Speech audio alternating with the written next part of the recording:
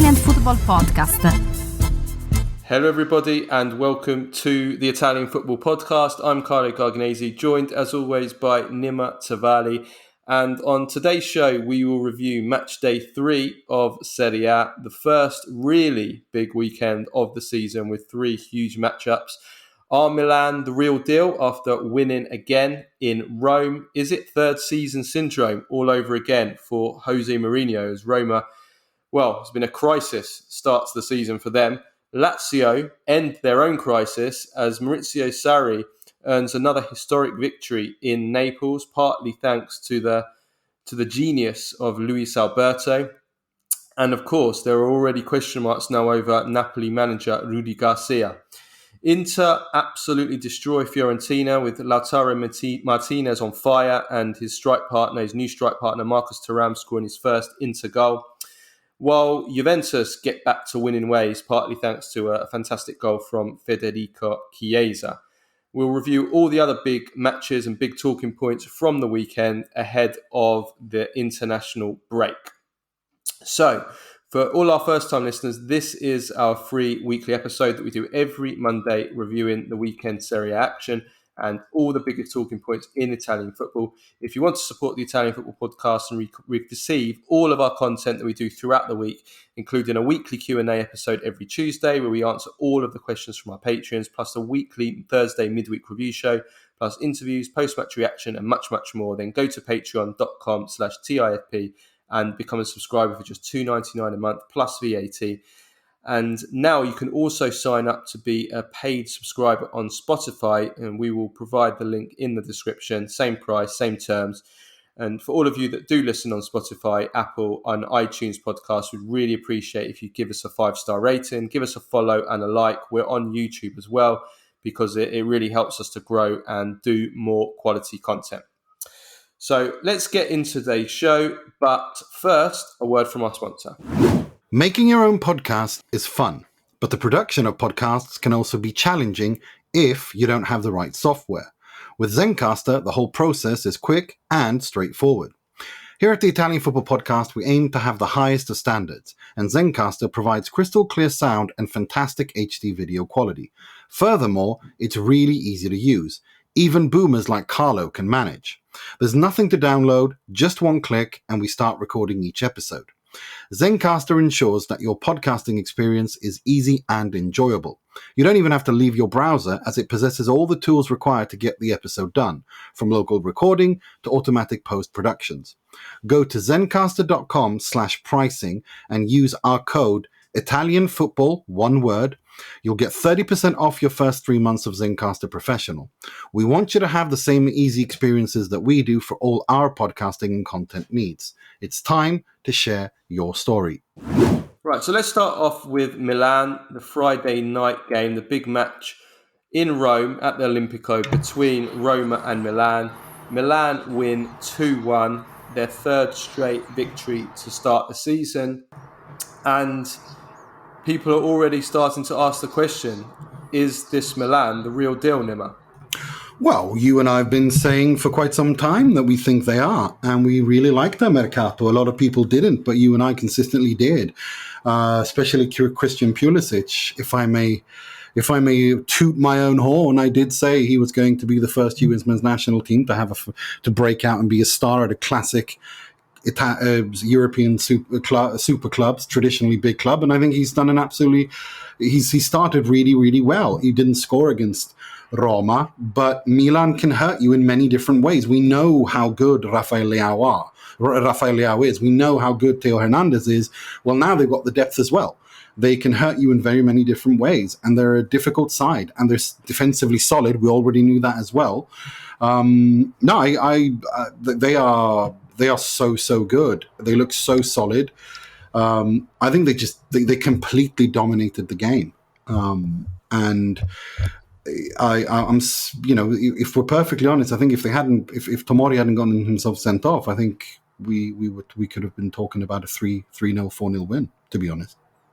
Yeah, absolutely. It was a fantastic performance. They created lots of opportunities. They conceded absolutely nothing in terms of chances until until the red card, or I would actually say until Romelu Lukaku came on. Until then, Roma didn't lay a glove on them. They dominated possession. They had 63% of possession. You have a look at all the statistics. The XG 1.63 to 0.41, which would have been even more emphatic if, like you said, there hadn't been the red card. And throughout the team, it was a great team performance, but also so many individually great performances as well. I mean, Rafael Leao, we have to start with him because his bicycle kick goal, I mean, that is just insane. He's half on the floor, lying on the floor, back to goal in a really awkward position, and he manages to execute that kind of acrobatic bicycle kick. I mean, it's just an insane goal. The difficulty level of that. I mean, it's already a contender for goal of the season, but aside from that, without a doubt, yeah. And also I got to hand it to our good friend Patrick Kendrick. I know he doesn't like when we talk about him, but his call of that goal was just as good as that goal itself. Go and see it. Check it out on YouTube. It was fantastic. No, look, Rafael Leao. We like I said, we know how good he is. This isn't news to us. But if he can really be the icing on Milan's cake, when Milan are this good, then Milan will hurt teams, and I think they're going to hurt teams, not just in Italy. I actually think that I can't remember if I said it in my prediction, but I actually have Milan going the farthest of all Serie A teams in the Champions League. I think they play in a way that will pay off in Europe as well, given the depth and the quality of Theo, who I know we're going to get to. But I have to first. I'm not going to do a mea culpa, but I'm going to say that I'm preparing the groundwork to raise my hand up and do a mea culpa, because if Ruben Loftus-Cheek is going to continue playing like this, well, he's one of the signings of the season, isn't he? He was absolutely fantastic again. Yeah.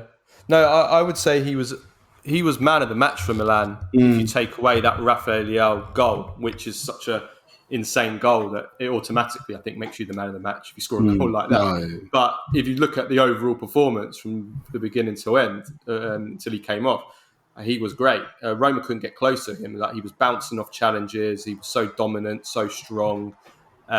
He was great. He was totally running the show in the midfield, and I think nothing symbolised his importance for this Milan team. If you look at the reactions, there's a video that's gone viral on social media of Theo Hernandez and Rafael Leao complaining to Stefano Pioli when Pioli took Ruben Loftus-Cheek off. And I mean, you can look at both ways and you say they shouldn't be doing that, but you can also look at it as, well, from Ruben Loftus-Cheek's point of view, this is a player that Theo and Leao, the two, Milan's two best outfield players, the respect he's already got from them, that they're complaining, they don't want him taken off.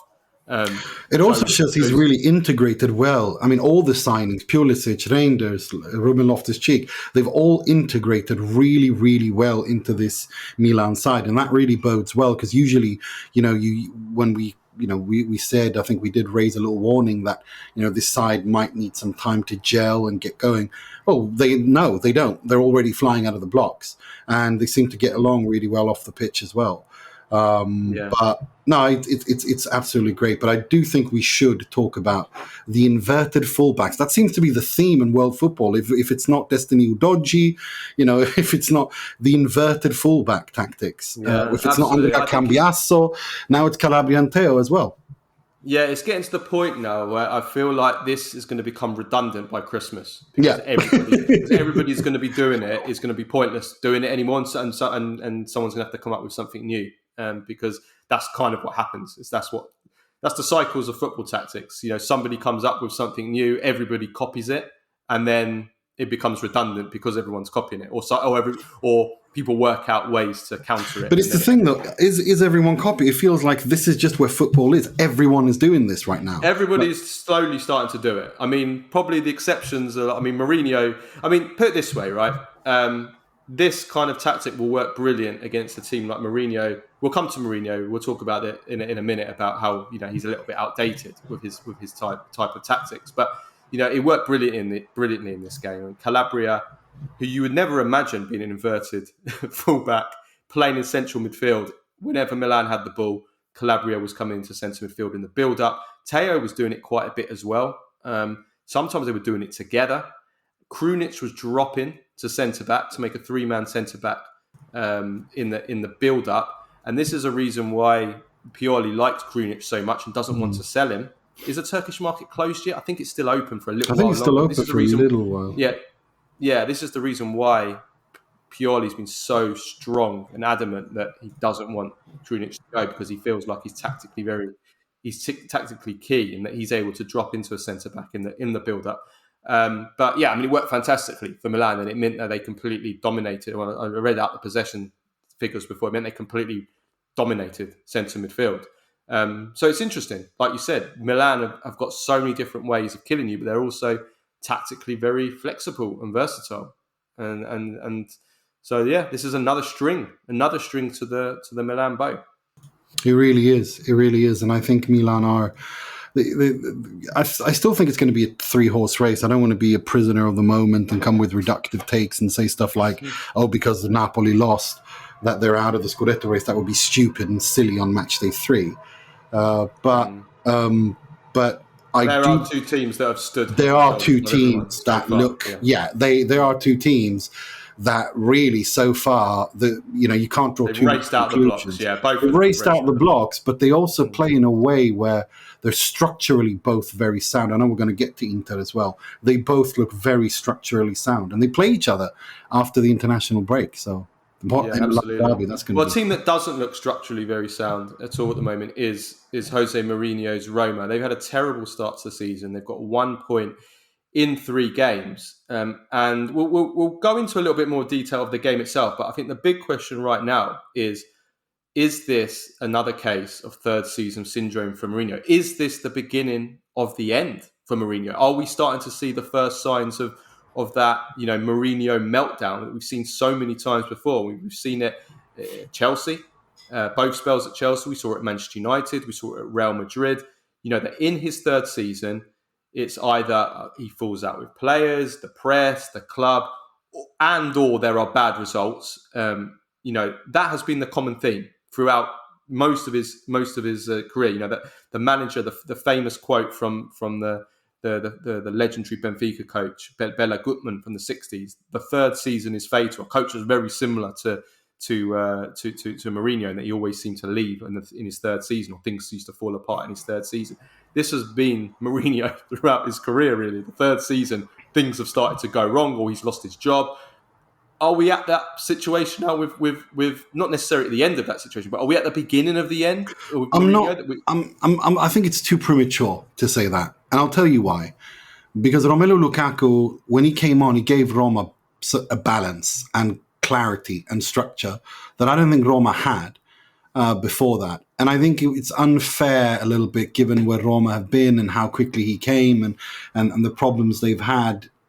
I think let's wait. But yes, he is on an expiring contract. Yes, Antonio Conte is available.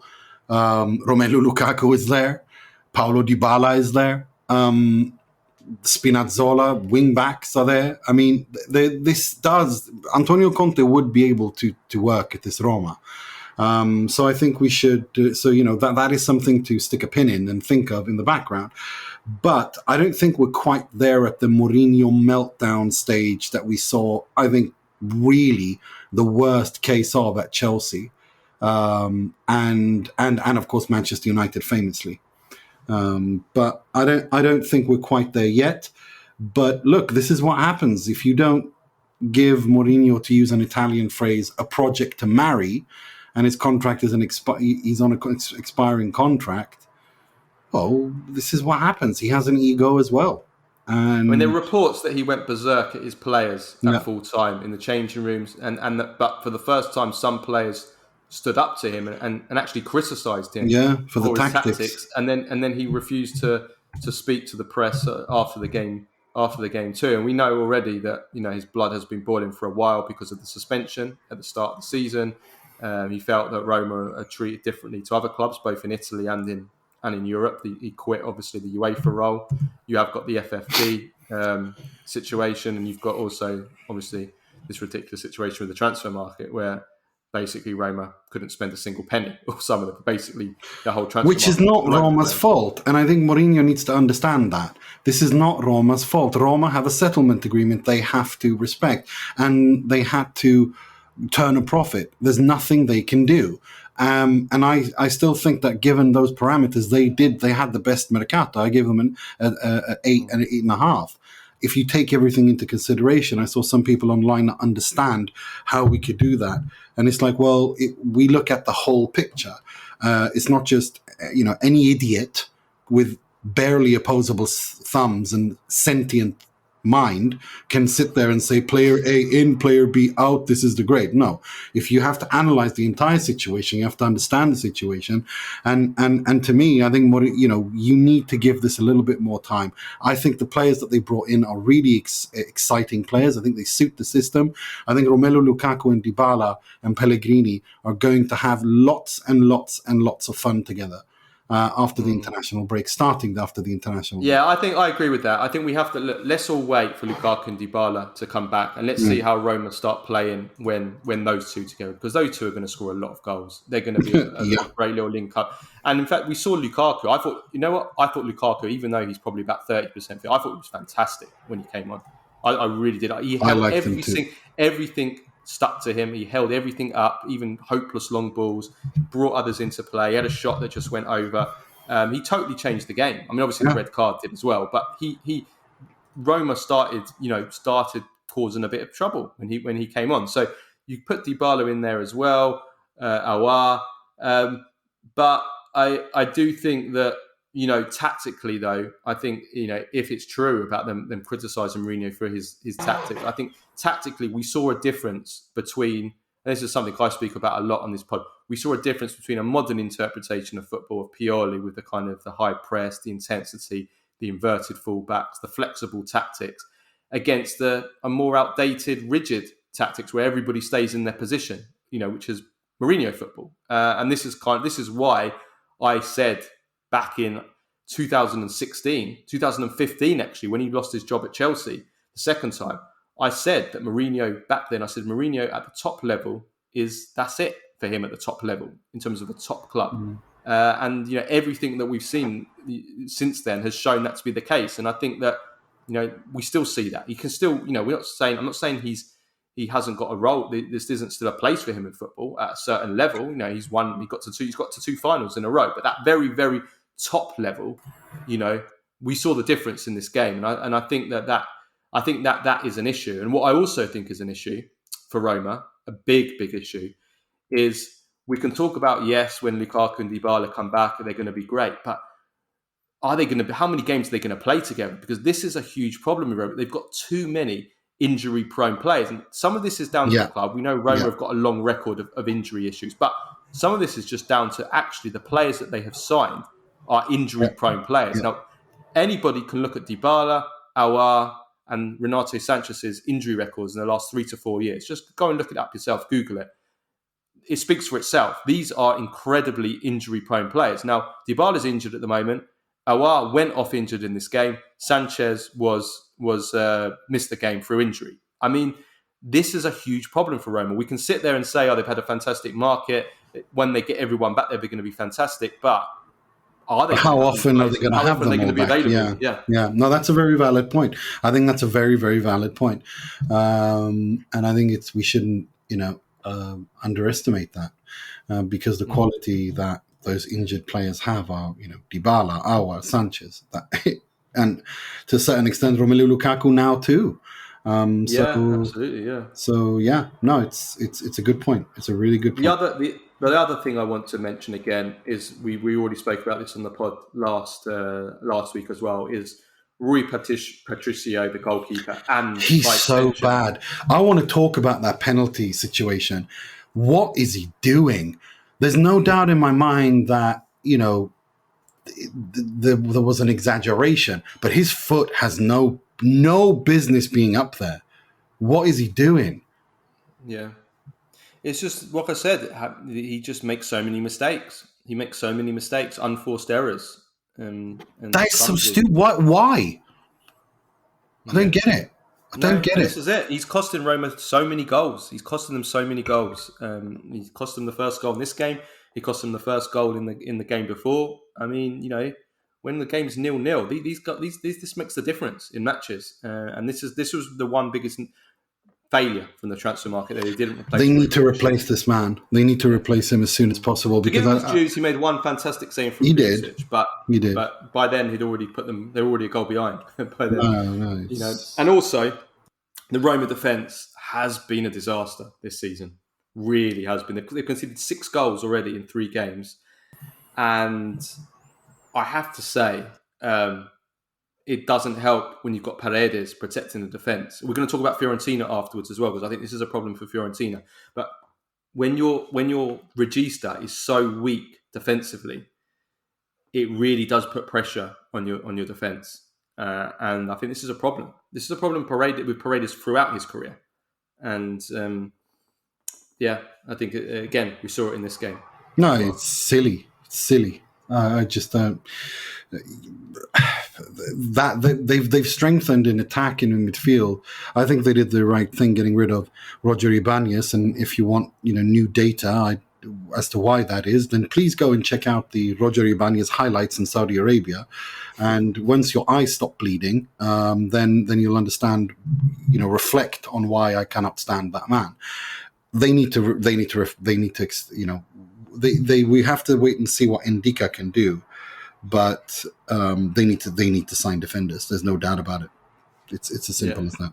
Absolutely. So let's move on to Napoli against Lazio then on Saturday evening, and Lazio win again in Naples for the second time this calendar year. Maurizio Sarri is really becoming a bit of a bogeyman for his hometown former team.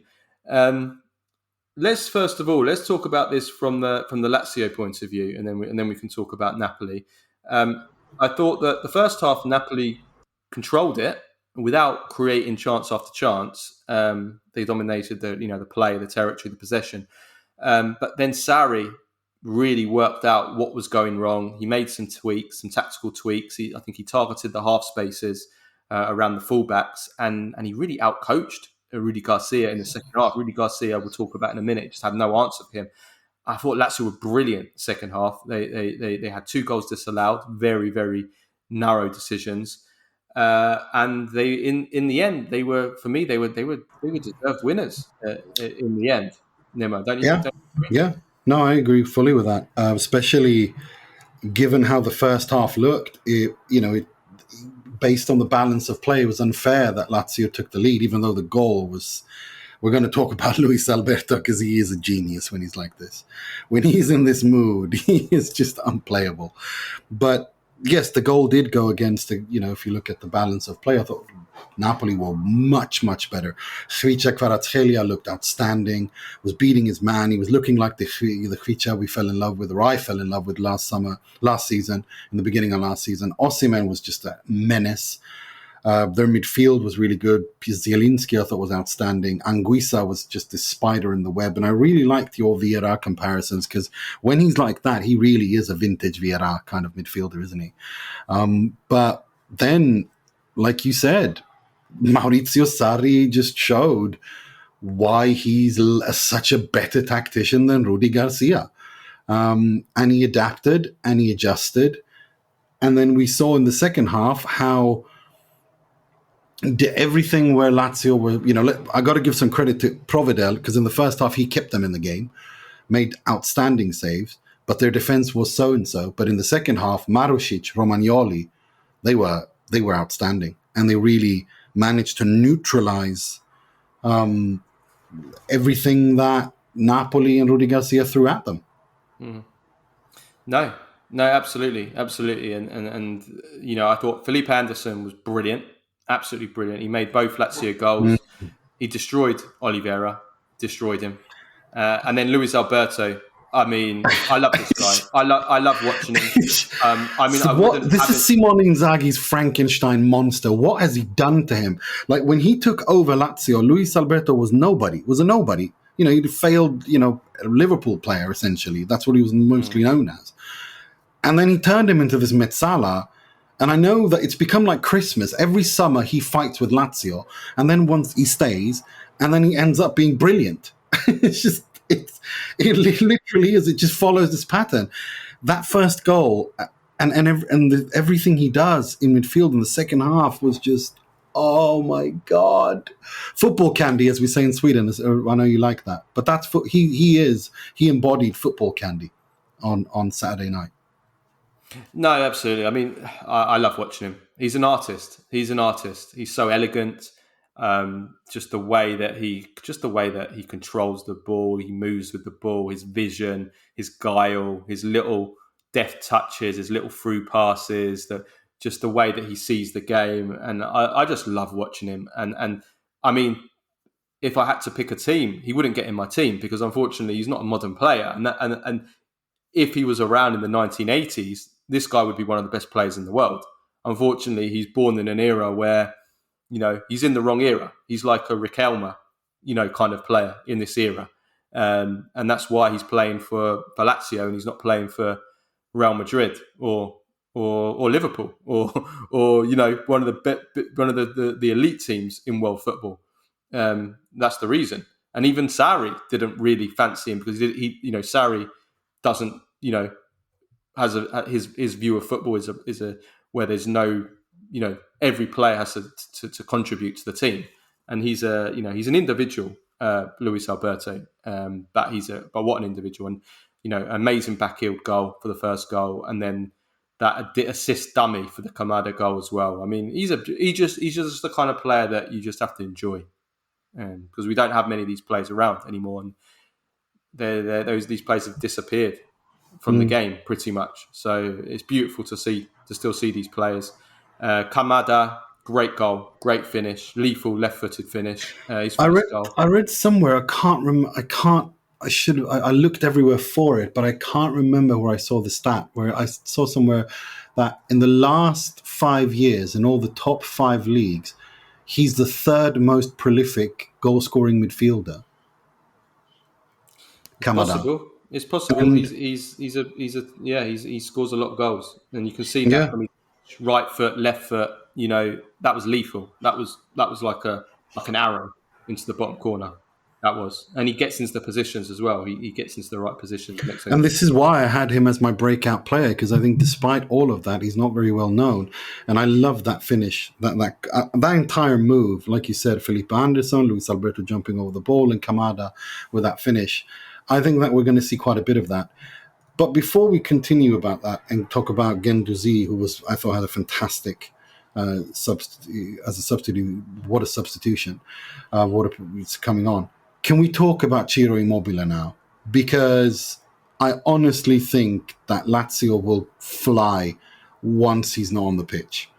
Yeah, you saw. I wanted to talk about Immobile on Thursday because we're going to do. Okay, let's talk about it on Thursday. Fine. But with the international, because I feel he has no business being in the international team, and I think this game proved it as well. So yeah, let's talk about him on Friday. Yeah, but for me, it's more. Yeah, we can do that on Friday. But for me, it's more of the Sarri system. It's not even about shitting on Immobile, because I don't shit on him at all. I respect him immensely.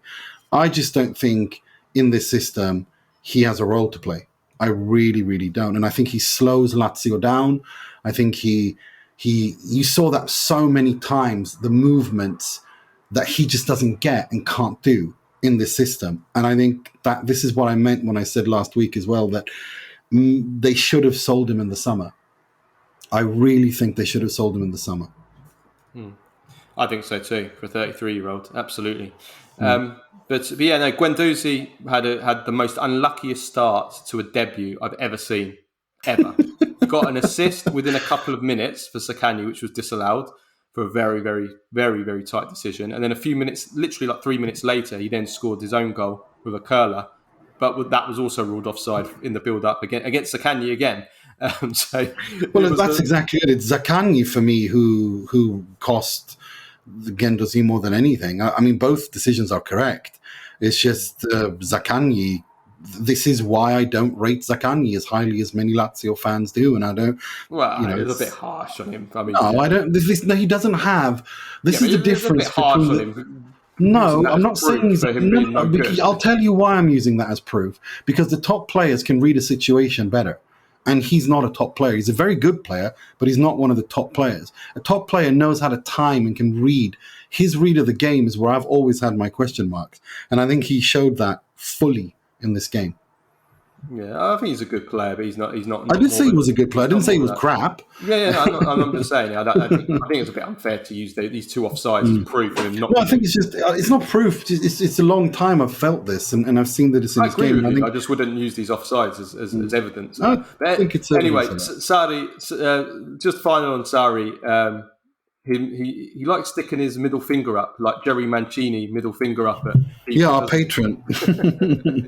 Well, he did say Jerry Mancini is probably the only person that can rival Maurizio Sarri for use of the middle finger, because he does it at least about 2 or 3 times a season. He did it again before this game at the airport when they arrived in Naples. Well, he did also clarify. Lazio released a statement, we should say that, and this quote reads, "Images on social media show my gesture aimed towards someone who insulted me. It was certainly not aimed at someone shouting Forza Napoli," because that's what was first reported. So we have to say that. And that's a statement that Sarri made via Lazio. It still makes me laugh that this guy managed Juventus the way that he is, because it's just like the most un-Juventus manager ever in terms of the way he holds himself. He's not. Middle finger, middle finger. He loves his middle finger. And the same goes to the Italy national team as well. It's like I can never see him managing the Italy national team for this reason. No, he's too rough. He's too rough. He doesn't. Yeah, you can't do that. Can't do that. Brilliant. But let's talk about Napoli then. And I mean, the big question now really is, it's only 3 games, and you might say we're jumping the gun a bit too early here, but I have to say, maybe when you go looking for a problem, sometimes you find you see it. You see it. Confirmation bias. Exactly. So maybe there is a case of that, because we're all honest here. We all thought the appointment of Rudi Garcia was absolute madness, and maybe we're out looking here for things. But I have to say, I'm already seeing things that I'm not liking already from what was already a perfect machine, and I'm already seeing things starting to look like they're starting to go wrong. So the question is, are Napoli already starting to miss Spalletti and by extension Kim Min-jae? Oh, Kim Min-jae, absolutely. Juan Jesus is no replacement. How is he still playing? I don't. Why are they playing this guy? He's a coach killer. I call players like that coach killers. The ones that get numerous coaches that somehow coaches play them, and then they end up getting sacked because of this guy and his errors. I don't know how many coaches this man has on his. I think between him, Gagliardini is another coach killer. Like players like that who, for some reason, coaches like him and play them, and they end up costing them their jobs. And this guy is he just does this over and over and over again. He has that prim face terminology in terms of he's got an error in him. Well, he's a walking error. So it's like, it's just, I'm not a fan. Not a fan. No, I don't get it. And you have to ask the question, where is Paul Pogba? No, I have to ask the question, why isn't Nathan playing? Where's Paul Pogba in all of this? Whenever somebody says you have to ask the question, the first thing. I know. It literally is that. And I forgot that for a second, and then when you said it, I remember. That's brilliant. That is literally, you have to ask yourself, where's Paul Pogba in all of this? We'll get to Paul Pogba after, don't you worry. His latest injury. But why is it? You do God bless the question. Where is Nathan in all of this? Why are they? Yes, where is Nathan in all of this? And where is Leo Ostigord in all of this? And where is Aurelio De Laurentiis in all of this? Because to answer your second question, yes, Napoli do miss Spalletti for sure, don't they? I mean, there's Yeah, no I doubt mean, about I that. have to say, in this game, I already saw it a little bit in the Frosinone game, but the Napoli departments don't look so tight together as they did under Spalletti. And this has been something that all the great system coaches always preach this. From Guardiola, Arrigo Sacchi, he does it. I mean, I've interviewed Sacchi twice, and he went on about it both times, unprompted to me when I interviewed him, about the importance of having your defence and your midfield and your attack all in close proximity to each other. No more than 5 meters between each department, like really in a tight space. And there was just such gaping gaps between the departments, and you saw that in the second half, especially on the counter attack, that the spaces between the lines and the half spaces, which I think that Sarri really attacked those half spaces in the wingers, Felipe Anderson especially, and they had a field day. And so I think that's one thing that we've noticed. And Garcia just didn't seem to have any answer. Everybody that was watching that game in the second half could see that Sarri had made changes, that Lazio were getting a tactical stronghold on the game, that there was clear tactical weaknesses in this Napoli team in terms of the spaces that were opening up, and that Rudi Garcia had to make changes. He had to do, even if it wasn't personnel. I mean, I thought Anguissa looked exhausted by the hour mark. He needed to come off. He stayed on for the whole game. But Garcia didn't have any answers. He didn't make any changes. The changes he did make were too late. He was outcoached by Sarri in the second half. And that is part of being a top manager, is that you have to make changes during the game. You have to see, I mean, there was, you won't like me using this example, but the Newcastle versus Brighton versus Newcastle game, the first 10 minutes, Newcastle were started the much better team. De Zerbi was going berserk on the touchline. He was speaking to his coaches. He was berating his players, telling them, "You come here, you pull here, you move back." And then they worked it out. They made a few tweaks. They absolutely dominated the rest of the first half, or dominated the rest of the game, and they won easily.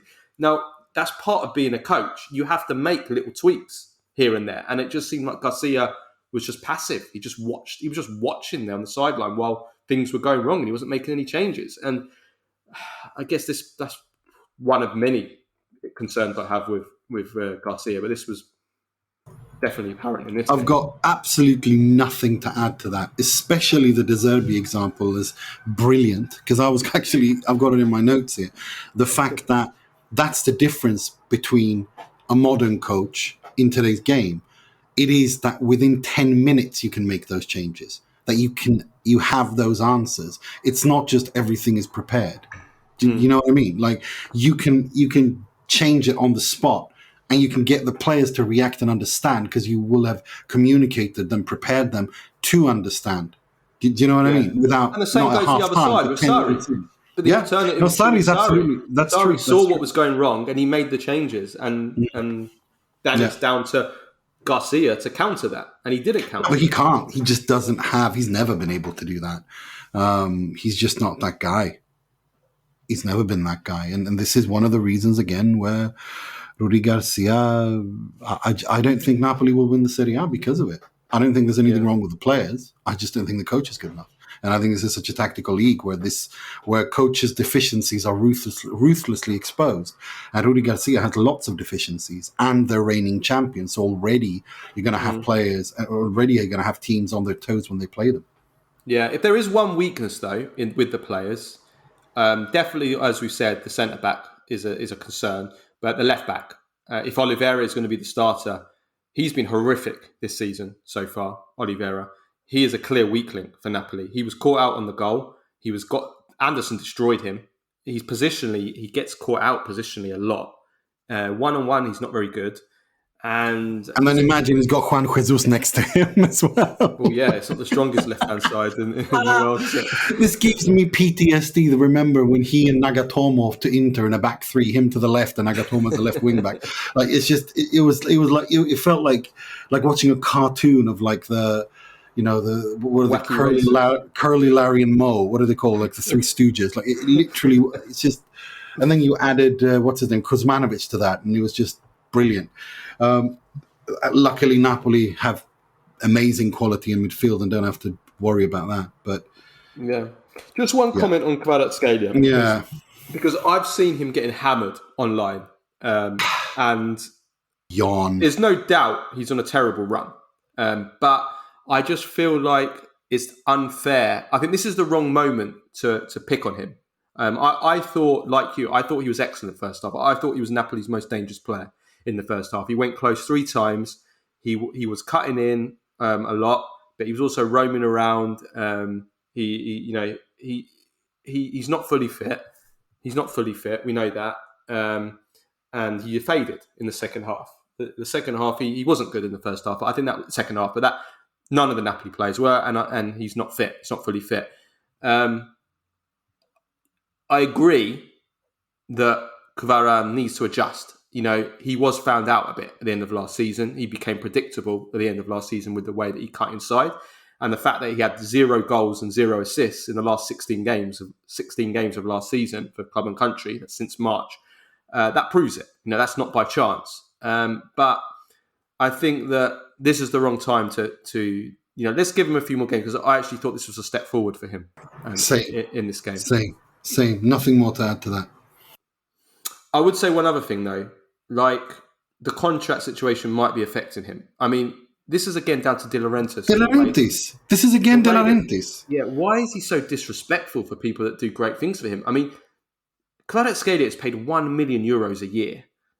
I mean, that's an insult. He's one of the best players in Serie A, one of the most wanted players in Europe. He's just been a crucial part of them winning their first Scudetto in 33 years. He should have had a pay rise. I mean, this is the negative side of Aurelio De Laurentiis, isn't it? I mean, we've always praised him, correctly so, for building things. But now that he's at the top, maintaining, that's a situation he's never been in. And I think he's making new mistakes. I've never seen him behave like this. And it is costing Napoli. And I hope that it doesn't cost him too much, because a Napoli without Osimhen and Kvara, I don't even want to think about that. Well, I read a report that Kvara's agent recently came to Naples, like in the last week or so, trying to meet De Laurentiis. And just like Osimhen's agent was, as our good friend Vincenzo Credendino from Calcio Napoli 24 reported today, actually, that they were... Napoli were on that his agent was in Naples, and his agent didn't meet with De Laurentiis, and although he was there, and there are still details that need to be ironed out, and so on and so forth, and it's not good. It's not looking good. Talking of great attackers, Lautaro Martinez, what a start to the season he has had. 5 goals in his first 3 games, 2 goals against Fiorentina. Absolutely flawless performance from Inter. They win 4-0. They absolutely destroyed Fiorentina. And even you, Nima, can't have any complaint about this performance, can you? They had an XG of over 5. It was... I can't remember the last time I've seen Inter have an XG over 5. They could have won 7-8-0. There's really nothing to complain.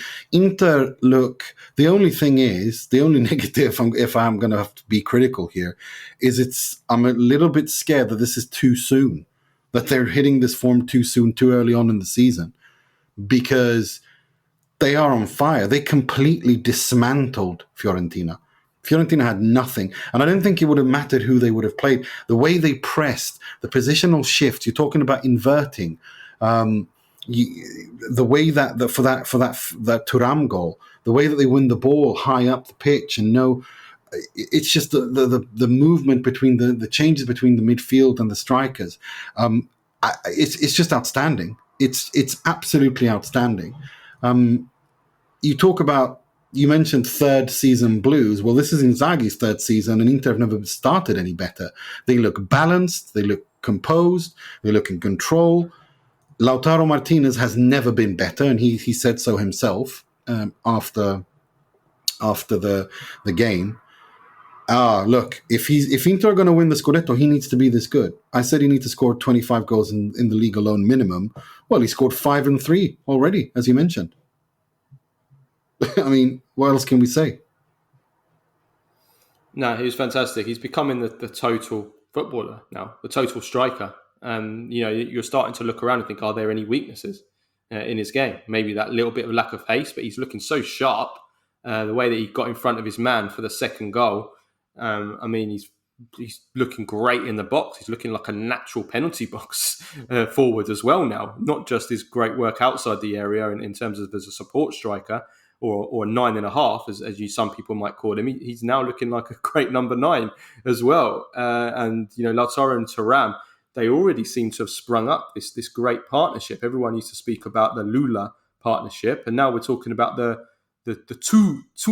Tula, however you want to say it. I mean, the Tula, yeah. Tula. I mean, I think they look great. They got a great understanding already. Thuram has had a great start with Inter. He scored his first goal. He won a penalty as well. I mean, he missed a few chances. We know he's not the most clinical if we want to be critical of him, but in terms of his overall game, the way that he gets... I thought he was outstanding. The way he holds it up, he links it up, he rounds the channels, he stretches the defence, he presses and wins the ball back. I mean, as a team, helping Inter be better as a team, he's been great, Thuram, so far. And I think that, I mean, the whole of Inter, everybody, everybody was great. Great performances everywhere. Di Marco, again, he's just a left foot machine. I'm now wondering whether he actually has the best left foot in football after Messi. I don't think there's anybody other than Messi. Is there a better left foot in football than Di Marco? No, for set pieces and crosses, you're starting to ask that question, aren't you? Yeah. This is why I keep saying that Thuram was Dzeko's replacement. He's filling that role. Everything that Dzeko had the class and quality and understanding and intelligence to do, but his body couldn't do quickly. Well, Thuram is doing that now. And Lautaro is loving it. But also Inter are deeper. They're much more balanced. I think, just remember that Pavard hasn't even started yet. So Fiorentina, though, as good as Inter were, Fiorentina were terrible. And I said this last week in the pod that Fiorentina, I'm not convinced by them this season. They're not impressing me.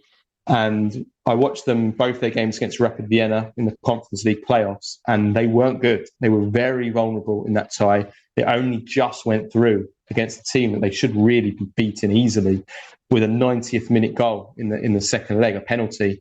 And that took them through. They were behind for a long time in that tie.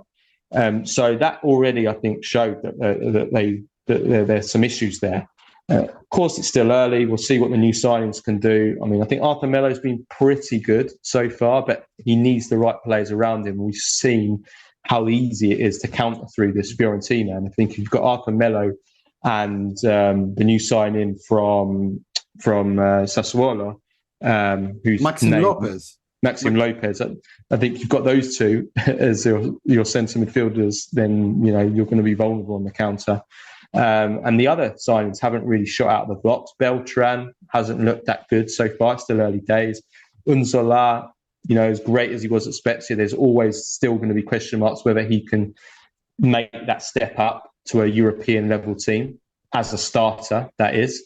And Amrabat, of course, is such a huge loss in midfield, losing him to Man United. Castrovilli seems to have been frozen out. The midfield seems to be weaker. And is the attack any stronger with Beltran and Unzola over Cabral and Jovic? Time will tell. So, I'm not blown away by this Fiorentina, and I'm thinking right now a European place or even a top 8 place is not a guarantee this season. I see Torino and Bologna both potentially challenging this season. I think you're right. I couldn't agree with you more. I think you're absolutely everything you just said, and it's Vincenzo Italiano. He just does it, defending his option over this man, and it's not that. And the reason I say that is because they just look clueless defensively, and they don't look vulnerable. They look hollow. Vulnerable would be a step up. They look absolutely hollow. And with Castrovilli's contract situation, and he seems to be frozen out, he's not signing a new contract. I don't know, man. This is not a good idea.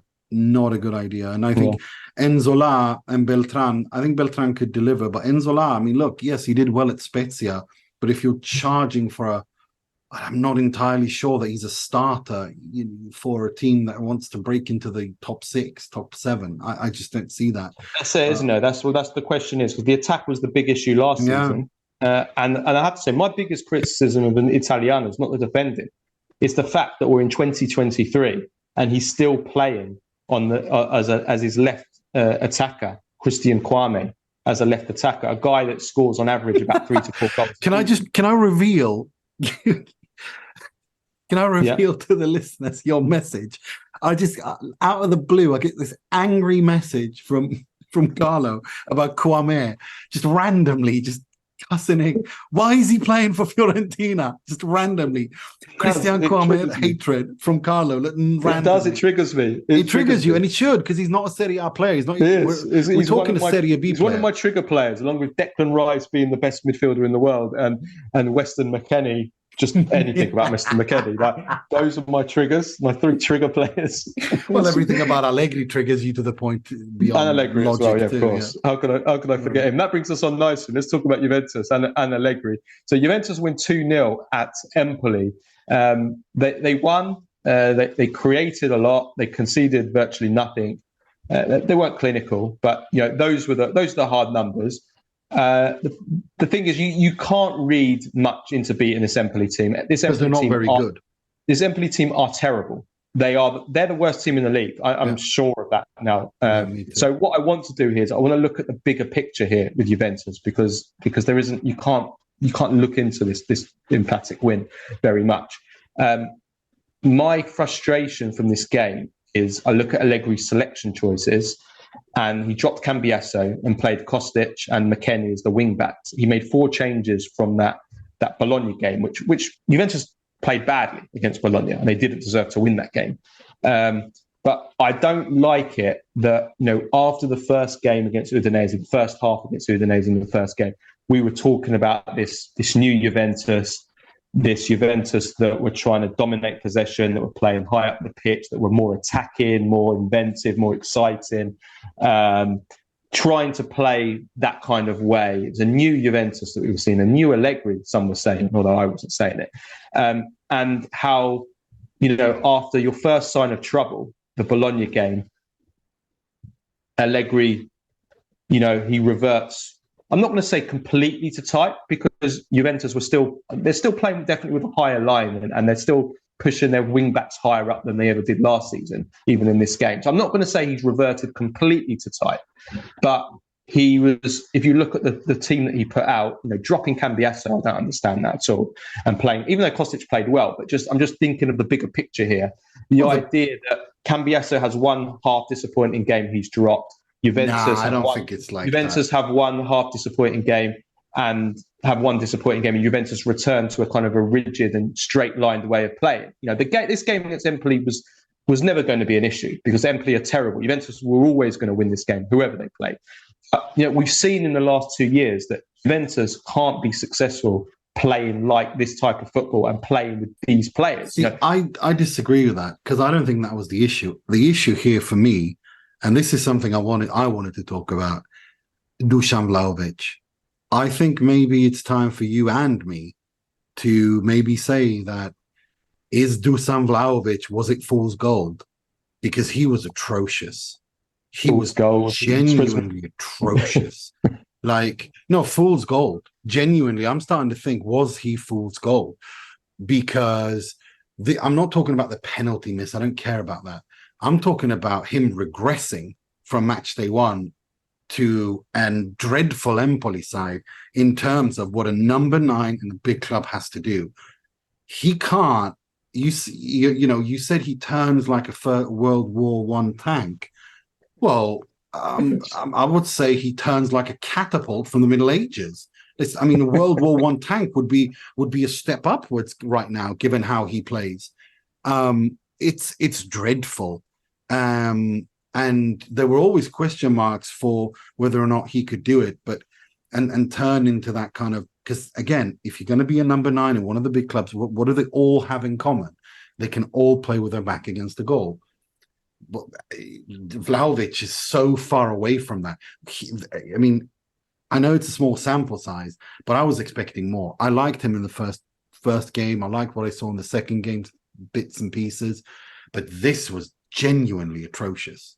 Genuinely. Well, it's not. Yeah, that is true. But I actually thought the biggest concern from Vlahovic in this game is his inability, and this is part of it, his inability to link up with his teammates, bring others into play, but in particular, his inability to link up with Chiesa. I mean, we're talking about how Lautaro and Thuram have immediately sprung this amazing partnership already. They've got such a chemistry and understanding. They're doing link-ups, 1-2s, passing How do you goes. fail playing with a Federico Chiesa who's in this? I know, form? but there was absolutely no link up between these two at all. They didn't seem to be on the same wavelength at all.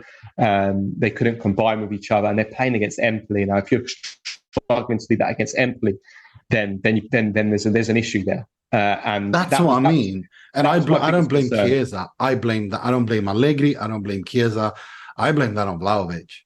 I genuinely blame that on Vlahovic. Well, this is the thing here. I mean, maybe it's a case of maybe we overrated Vlahovic a bit. Maybe. I think we have to have that conversation now. But also it's a case of you've got to look at the manager. It's down to the manager. This guy comes as an 80, 90 million player. He come from a player who was the second best scorer in all of Europe in 2020.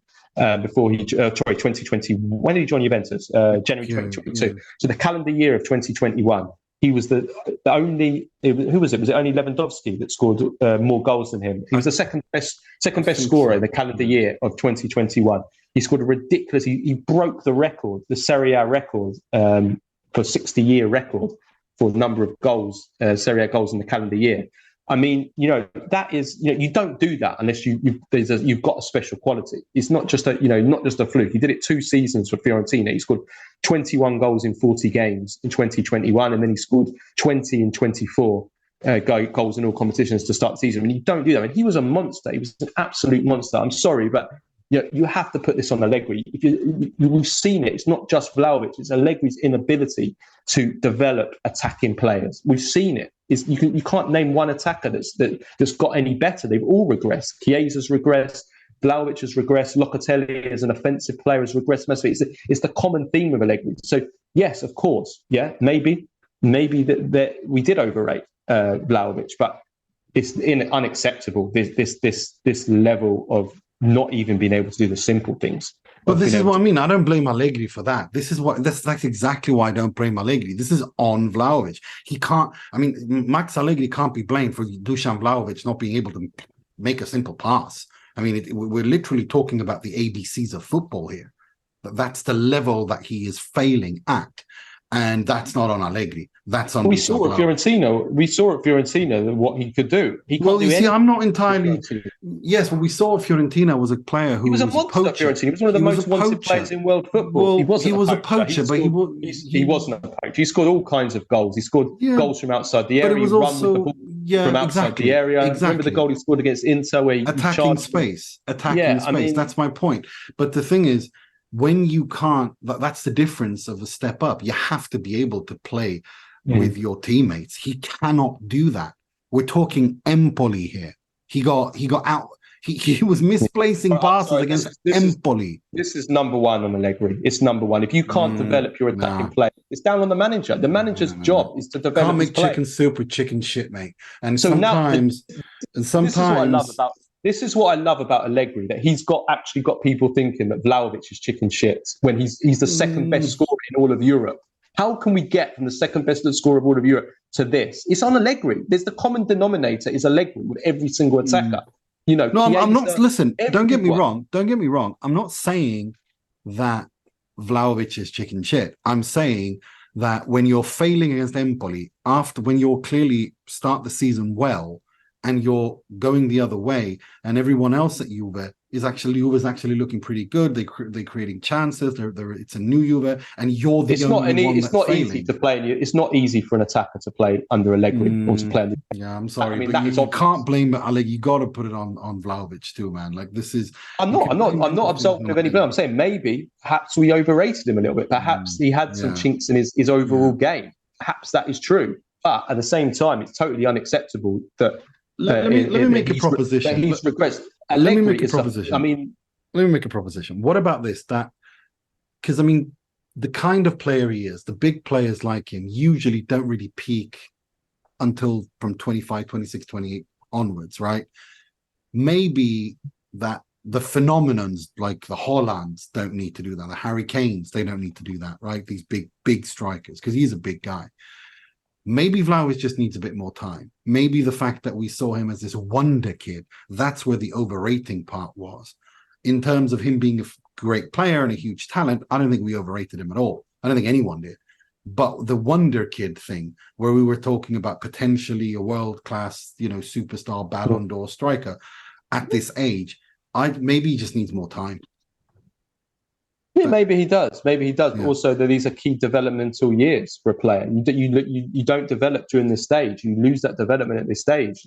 It's not always easy to come back. You don't usually develop technically later on in your career. You develop technically at a young age. So that is a concern. But I mean, yeah, I think now it's going to be difficult if he's not improved by now under Allegri. It's hard to see him improving, especially what we've seen with the other attackers under Allegri. But what I would say, just to finish up my earlier point, what frustrates me most is that, as I said, we were hoped that we saw this new Juventus, and after the first sign of difficulty, Allegri's returning to type in playing it safe with straight line players, with a rigid formation, and even you look at the possession in this game, it was a 51% possession Juventus had in this game to 49%. So already the possession game, the improved possession that we saw at the start is already gone down. Which isn't a problem in itself, but I'm just saying that if Juventus are committing to playing in a new way that we hoped and that we saw in the first game, you commit to it. You don't, at the first sign of trouble, you have a slip up in your second game and you revert to type, because we've seen that what type gets you. Juventus have the same team as they had last season with this revert to type. It can only get you results that are not going to be good enough. Empoli's fine. Empoli are a terrible team, and Juventus would have won this game playing anyway. So, that's my only frustration from this game. I hope that this isn't a sign that Allegri is returning to a more kind of cautious way of playing, and the expansive, the inverted fullback that we saw from Cambiasso. That's been shelved because they had a slip up against Bologna.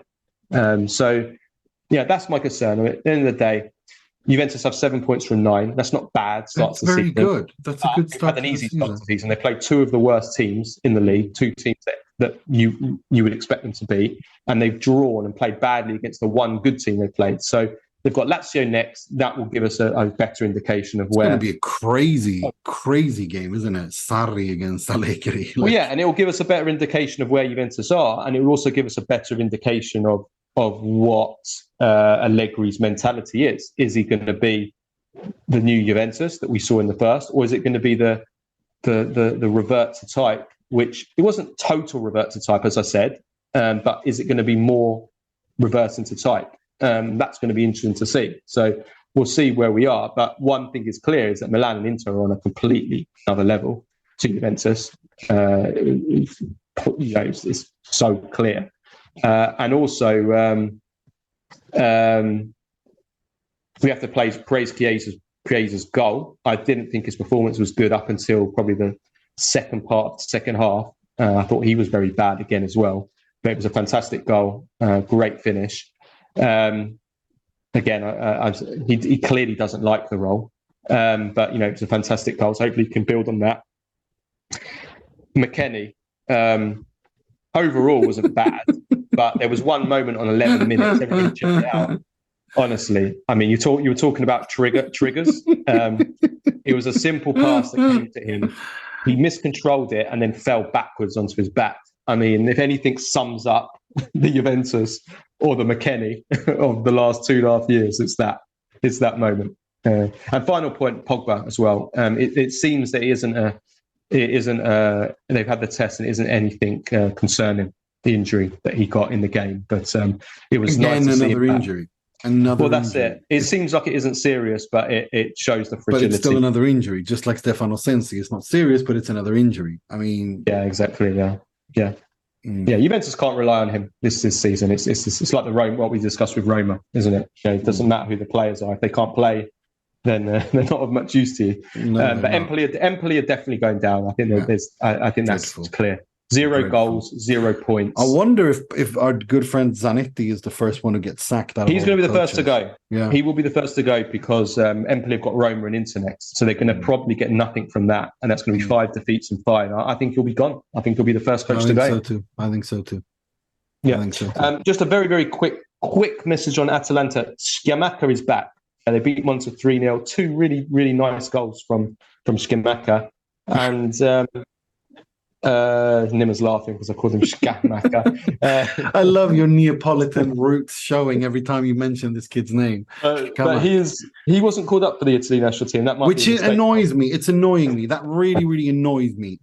Because I don't know how many years on this year I've said on this pod he is the future of Italian football. He's the number 9 to lead Italy. He started showing what he can do and who he is. Those 2 goals were number 9 goals. Like, did you see his link-up play? Did you see how he holds up the ball? Do you see how he puts others in play? Do you see how he can score with both feet? This is what you want from your number 9. And Arnautovic. That's all I'm going to say because it pisses me off. I know. Before people start tweeting at me, it was either Pavard on Scamacca, and Inter needed, without a doubt, they needed Pavard way more than they need Scamacca. But it still annoys me because he's going to go for big money to either Juve and he's not going to end up at Inter. It's as simple as that. Yeah. Okay, right. The other weekend fixtures: Sassuolo 3, Verona 1. Berardi's back with 2 goals. Udinese 0, Frosinone 0. Bologna 2, Cagliari 1. Fabian scoring a last-minute winner for Bologna. Torino, we're also getting a very late goal, 95th minute winner from Radonjic. They win 1-0. And Lecce had a great start to the season. Another win for them, 2-0 against Salernitana. They've got 7 points to start the season. And they're doing really, really great. Okay, right. Just before we get to Badger Premier this week, just to mention, this is an international break. We will be doing a Q&A on Wednesday this week. And we're going to do a preview to the Italy game. I think we're going to do it on Friday. We're doing it on Friday for patrons. We're having to do a bit of a shuffling around because of schedule this week, but we will do a proper preview of the game. We're going to review the squad. There's a few contentious decisions with Spalletti's first squad. The absence of Adorji, especially, which is unacceptable. Which is annoying me. Certainly, Adorji is unacceptable, and so we'll discuss that. Sure, and we're also going to discuss about the absolute shambles of Italian marketing that we've seen in the last week, the Italian Serie A. Few names are going to be mentioned on Friday. We said we're going to start naming names that are destroying the league, so we're going to start naming names now. So that's for our patrons on Friday. Right, let's do Badger and Prem Face of the Week. Bad Joe. Yes. All right, other than the Milan and Inter show and the Lautaro and I have one. And before you get to the Nemanja Radonjic goal against Genoa in the 95th minute. Go and look at that. That's my badge of the week. Wow. He's a good player, Radonjic. She's a great little dribbler. It's just, damn. Stunning goal. Stunning. Yeah. Good job he didn't get subbed before that. Yeah. He was subbed last season. Yeah. Right, I've got Salernitana sporting director, Massimo De Sanctis, the former goalkeeper, Morgan De Sanctis, sorry, not Massimo. Yeah.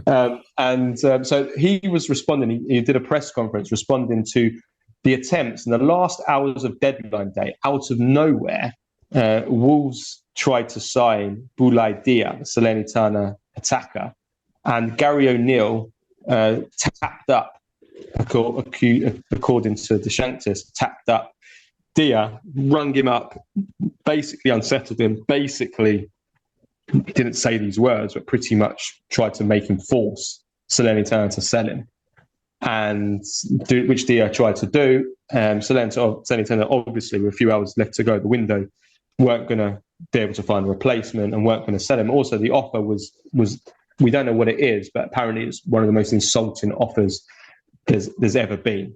It was peanuts, basically. And I think it was apparently, there's rumours it was less than actually the money that Salernitana paid for him. Yeah, paid for him.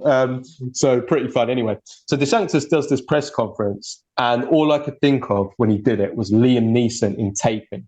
Liam Neeson, if Liam Neeson spoke in broken English and a thick Italian accent, doing all the greatest hits that Italians do when they speak English that I love, In This Moment, Club, all the greatest hits. It was fantastic.